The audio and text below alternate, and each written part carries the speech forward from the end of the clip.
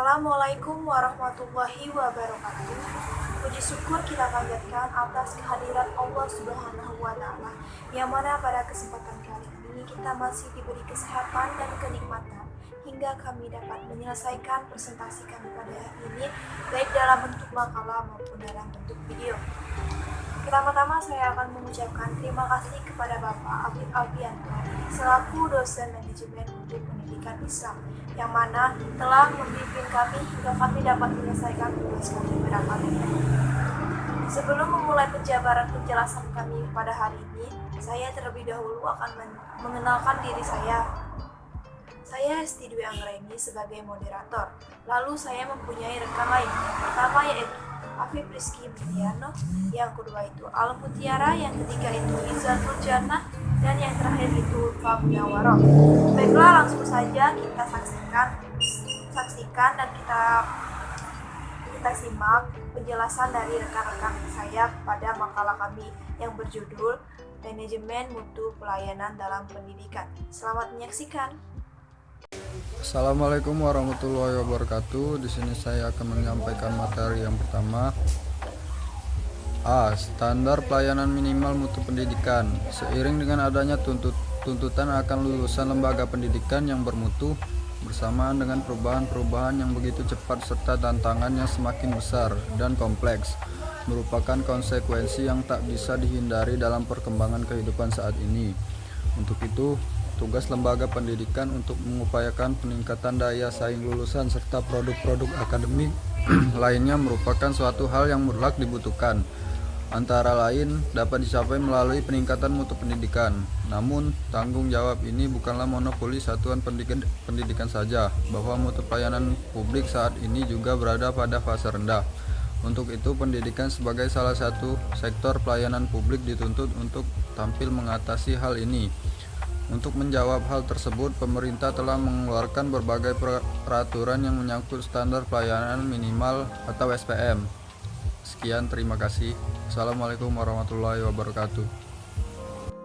Baiklah, di sini saya akan melanjutkan materi selanjutnya. Menurut Mursalim, untuk menjamin keterlaksanaan fungsi-fungsi tersebut, maka diperlukan suatu konsep dan kebijakan operasional peningkatan kualitas penyelenggaraan pelayanan jasa pendidikan melalui berbagai pendekatan dan metode manajerial pada tataran implementasi tentang konsep mutu, bahwa setiap satuan pendidikan pada jalur formal dan non-formal wajib melakukan penjaminan mutu pendidikan.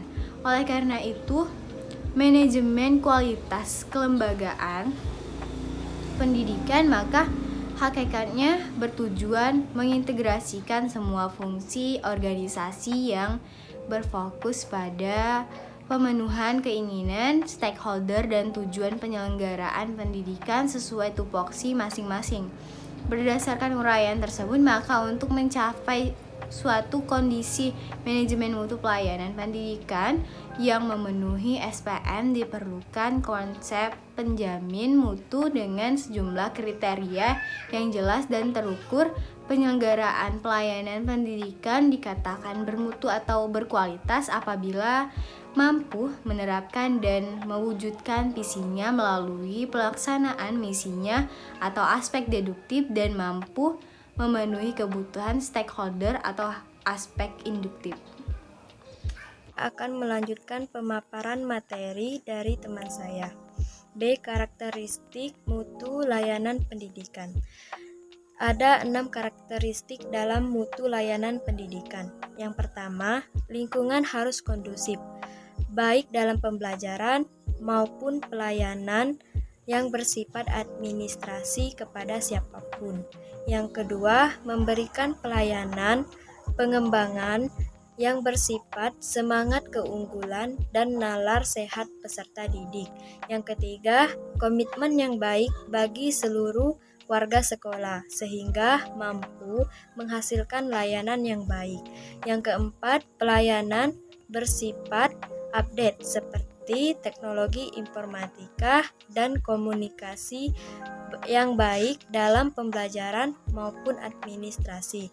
Yang kelima, memberikan pelayanan yang baik terhadap bakat, minat, dan kreativitas siswa.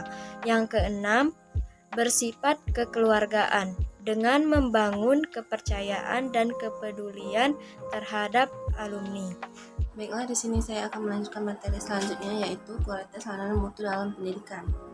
Suatu institusi pendidikan disebut bermutu apabila pelanggan telah terjalin kepuasan atas jasa yang diberikan oleh produsen atau institusi pendidikan.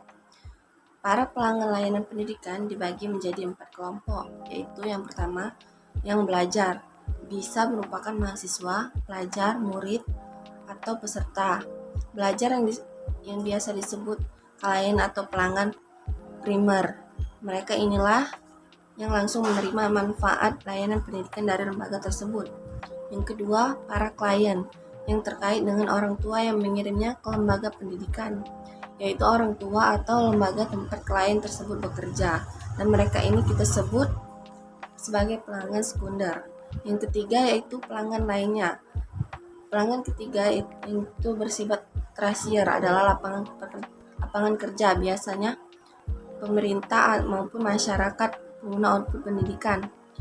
Yang keempat yaitu dalam hubungan kelembagaan masih terdapat pelanggan lainnya, yaitu yang berasal dari intern lembaga. Mereka itu adalah para guru, dosen, tutor, dan lembaga administrasi lembaga pendidikan, serta pemimpin lembaga pendidikan tersebut.